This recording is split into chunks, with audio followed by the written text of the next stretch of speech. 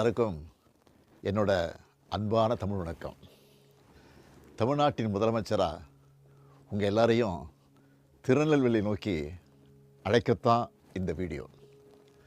வரலாற்றை தெரிஞ்சுக்கிறதும் மீட்டெடுக்கிறதும் இதுக்காக வெறும் பழம் பெருமையை பேசி அதிலேயே மனநிறைவு அடைகிறதுக்காகவா?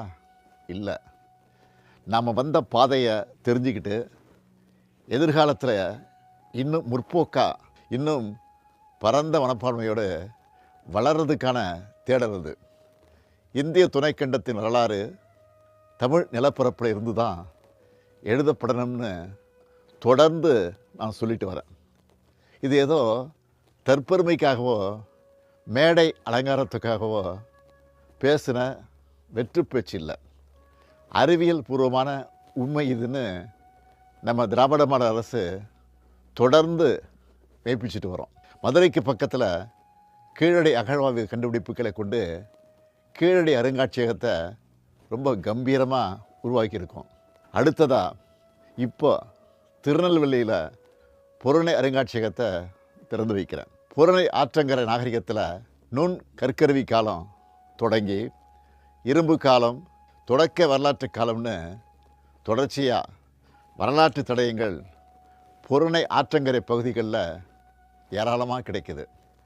குறிப்பிட்டு சொல்லணும்னா சங்ககால துறைமுக நகரமான கொர்க்கை பற்றி சங்க இலக்கியங்களில் முழுமையாக பார்க்கலாம். தாலமி, பிளினி போன்ற அயல்நாட்டவர்களும் இது பற்றி நிறையவே எழுதியிருக்காங்க. கொர்க்கையில் கிடைக்கக்கூடிய முத்துக்களை பற்றி சிறப்பாக குறிப்பிடுறாங்க. அதே போல் ஆதிச்சநல்லூர், சிவகலை போன்ற இடங்களில் இரும்பு காலத்தை சார்ந்த புதைப்பிட பகுதிகளும் மக்கள் வாழ்விட பகுதிகளும் கண்டுபிடிக்கப்பட்டிருக்கு. திராவிட மொழிகளின் ஒப்பிலக்கண நூலை உலகுக்கு கொடையாக கொடுத்த ராபர்ட் கால்டுவெல் அவர்கள் 1876ஆம் ஆண்டிலேயே கொர்க்கையை ஆய்வு செஞ்சதோட சிறிய அளவில் அகழ் ஆய்வும் செஞ்சார். அதே போல் ஜாகர் அலெக்சாண்டர் 100 ஆண்டுகளுக்கு முன்பே ஆதிச்சநல்லூரில் அகழாய்வு செஞ்சுருக்காங்க. தமிழர் பண்பாட்டின் தொன்மையையும் சிறப்பையும் உலக அரங்கிற்கு கொண்டு செல்லும் முயற்சியில் நம்ம அரசு முழு வீச்சில் ஈடுபட்டு வருது. பொருணை ஆற்றங்கரையின் முக்கியமான இடங்களில் தமிழ்நாடு தொல்லியல் துறை விரிவாக நடத்தின அகழ் ஆய்வுகளில் ஏராளமான சான்றுகள் வெளியே கொண்டு வரப்பட்டிருக்கு. ஆதிச்சநல்லூர் சிவகலையில் நடத்தப்பட்ட அகழ் ஆய்வுகளில் வெண்கலம், தங்கம், செம்பு, இரும்புன்னு பல்வேறு உலோகங்களால் செய்யப்பட்ட தொல்பொருட்கள் வெளிக்கொண்டு வரப்பட்டிருக்கு. இதில் குறிப்பாக இரும்பை உருக்கி கருவிகளை செய்யும் தொழில்நுட்பம் தமிழ்நாட்டில் தான் சிறப்பாக இருந்திருக்கு.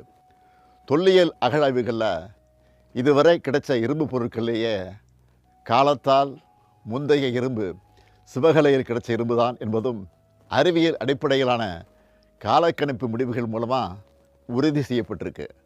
உலகின் தலைசிறந்த அறிஞர்கள் முன்னிலையில் இந்த அறிவிப்பை ஜனவரி 2025 நான் உலகுக்கு வெளியிட்டேன். பொருணை ஆற்றங்கரை அகழ் ஆய்வுகளில் கிடைச்ச தொல்பொருட்கள் இந்த பகுதியிலேயே அருங்காட்சியகம் அமைச்சு காட்சிப்படுத்தப்படும்னு அறிவித்து அந்த பணிகள் நிறைவடைஞ்சு இப்போது பிரம்மாண்டமாக உருவாகியிருக்கு. மின் விளக்குகளின் அலங்காரத்தில் ஜொலிக்கிற பொருணை அருங்காட்சியகத்தோட ட்ரோன் காட்சிகளை உங்களில் பலர் பார்த்திருப்பீங்கன்னு நம்புகிறேன். 2023ஆம் ஆண்டு மார்ச்சில் நான் திறந்து வச்ச கீழடி அருங்காட்சியகத்தை 2025 நவம்பர் வரை 12,50,000 பேர் உலகெங்கும் இருந்து வந்து பார்த்துருக்காங்க. நேரில் வர முடியாதவங்களும் இருந்த இடத்திலிருந்து இணைய வழி மூலமாக கீழடி அருங்காட்சியகத்தை விர்ச்சுவலாக சுற்றி பார்க்க மெய்நிகர் இணைய வழி சுற்றுலாவை உருவாக்கி கொடுத்துருக்குறோம். இப்போ பொருணை அருங்காட்சியகமும் 55,000 சதுரடியில் மரபார்ந்த வடிவமைப்போட அதே நேரத்தில் அதிநவீன தொழில்நுட்பங்களோட உருவாக்கப்பட்டிருக்கு.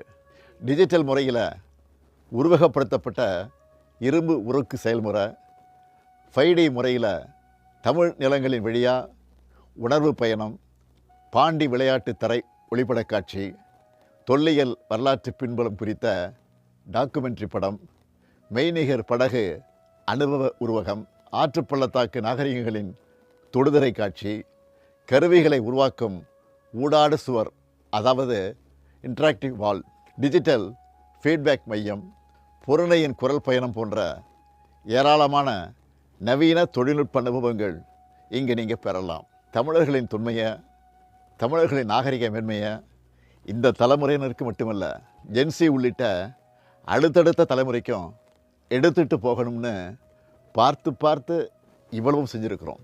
என்னோட இந்த எண்ணம் ஈடேற நீங்கள் எல்லாரும் உங்கள் குடும்பங்களோட கீழடி அருங்காட்சியகத்தையும் பொருணை அருங்காட்சியகத்துக்கும் அணியணியாய் வரணும்னு அன்போட உரிமையோடு அழைக்கிறேன்.